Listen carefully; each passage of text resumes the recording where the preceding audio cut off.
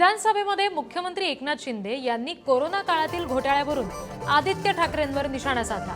Corona काळातील टेंडरवरून त्यांनी आदित्य ठाकरेंवर टीका केली आणि त्याच्यावरून संजय राऊत यांनी पलटवार केलाय। बघूया।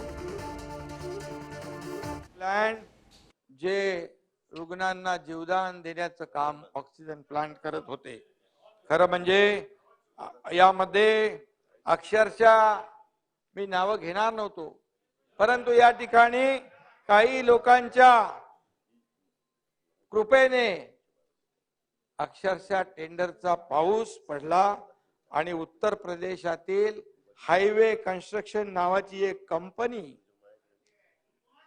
कंपनी या ठिकाणी अशी काही तळपली की स्वतःचे मुख्य काम सोडून रोमिंग पॉवर ऑफ एटर्नी देऊन इतर अवांतर कामात प्रचंड त्यांनी काम घेतलं। आता मी नाव थोडीशी वगळलेली आहेत, गाळलेली आहेत। त्याच्यामध्ये काय झालंय, आदित्य राजाच्या कृपेने वरुण राजाने अक्षरशः टेंडरचा पाऊस पडला।